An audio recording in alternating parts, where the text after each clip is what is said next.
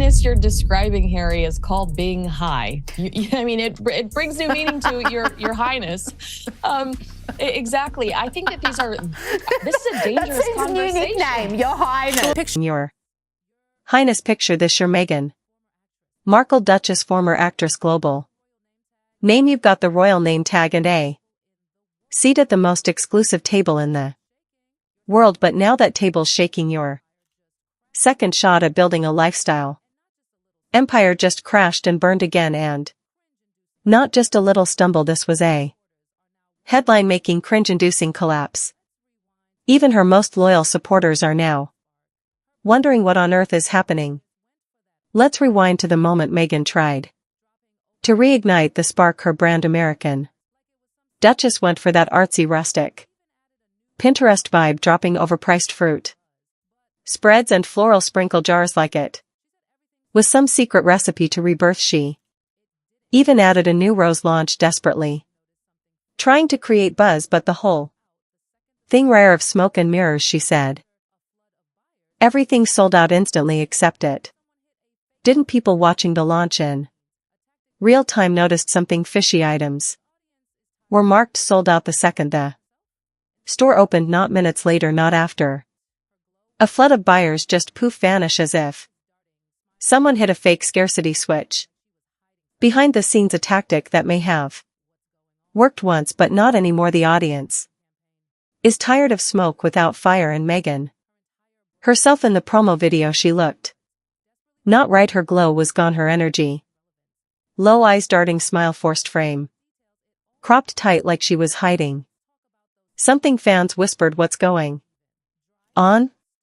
Because this wasn't just a bad marketing campaign, this was the face of a woman unraveling her entire brand strategy. Seems like a house of cards, desperately holding up the illusion of glamour, hype, and relevance, but when you start dissecting the details, it all comes up empty. Let's talk about those sprinkle jars. What are they? Even dried petals stuffed in a jar for aesthetic.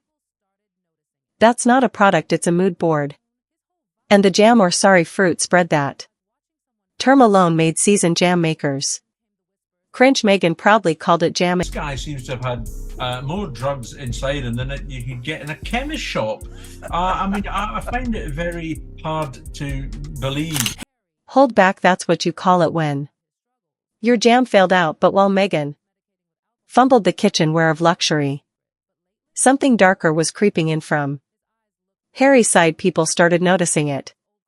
His eyes, his tone, his whole vibe. It wasn't just sadness, it was like watching someone fade from their own story. And then came the whispers, which soon turned into full-on concern. I mean, this guy seems to have had more drugs inside him than you could get in a chemist shop.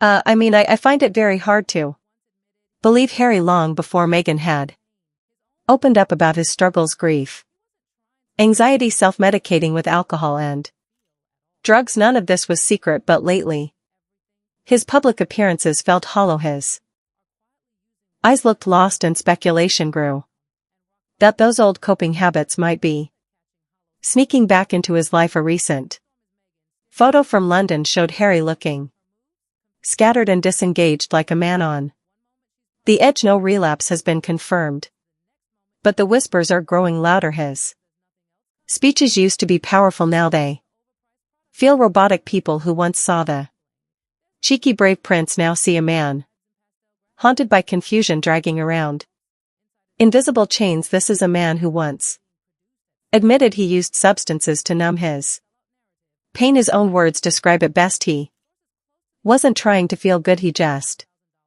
didn't want to feel at all. And now his body language is saying everything he won't. People close to the royal scene are quietly using words like crisis, meltdown, and rock bottom. The cameras used to love him, now they're catching hollow smiles and blank stares behind.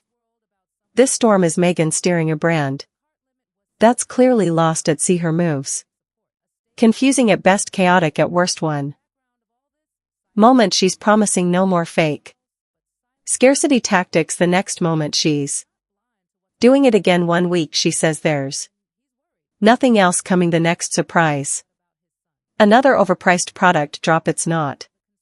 Strategy, it's scrambling, there's no rhythm, no consistency, just vibes and pastel graphics. And what about the products themselves? Insiders are saying it loud, they're not even being produced at scale despite the smoke and mirror sellout narrative. Actual sales are minimal. Sources close to the operation estimate only a few $1,000s. Profit can't build a lifestyle empire on 4 jaws of jam and a dreamy Instagram filter, especially not when your product gets slammed by experts in the field. Even Meghan's once loyal fanbase is stepping back. The Sussex squad, known for their passionate defense, reportedly tried to help by buying in bulk, but it felt forced. Rumors swirled about someone buying 50 jars at once, but the cart limit was 6. It was a performance, not organic support, a staged attempt to build hype. And then in the background of all this, silence from King Charles. But silence doesn't mean ignorance. Sources say he's not blind to what's unfolding. He's watching closely and he's worried.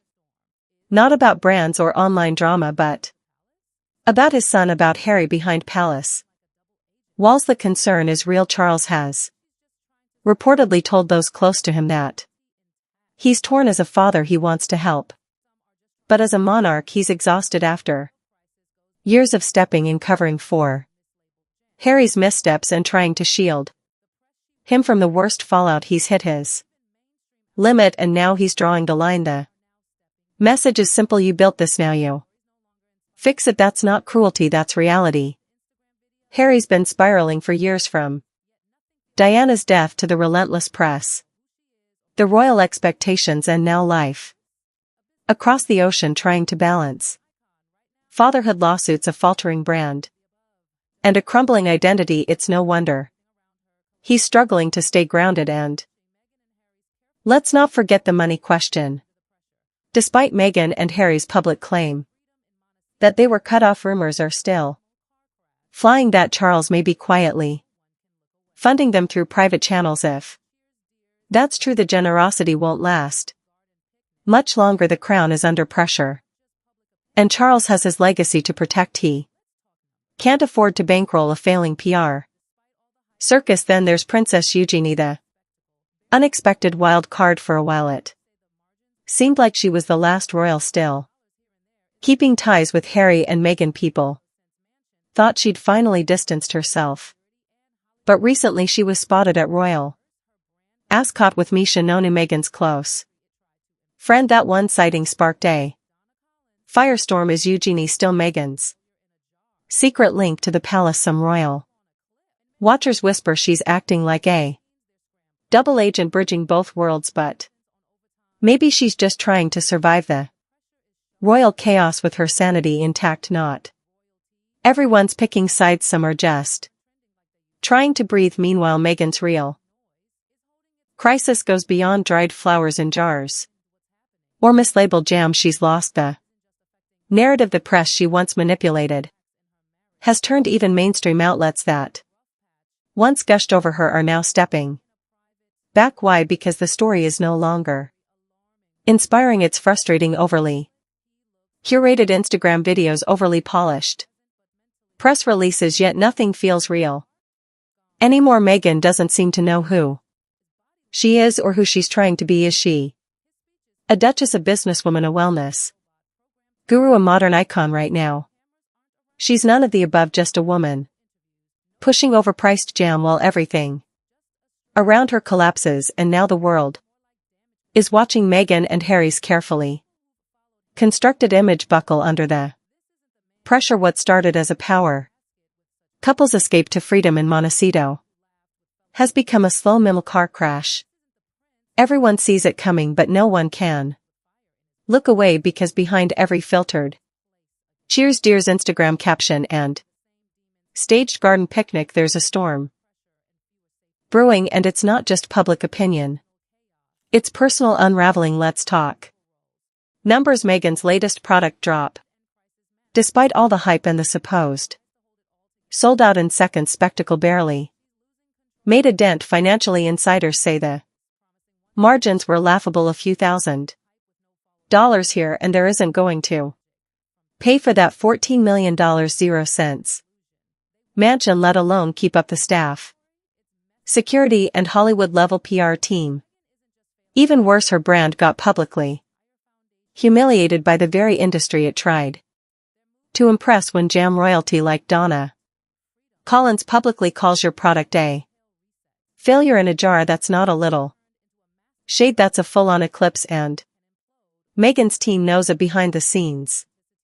They're scrambling emails, flying image consultants on overtime. There's panic in the air, and the pressure is showing. Fans who once rallied around every drop of royalty are now going quiet. The hashtags aren't trending like they used to. The Sussex squad isn't making noises, holding its breath, because even they don't know how to defend what's happening. What's worse, this chaos isn't just affecting Meghan's brand, it's exposing the cracks in her marriage.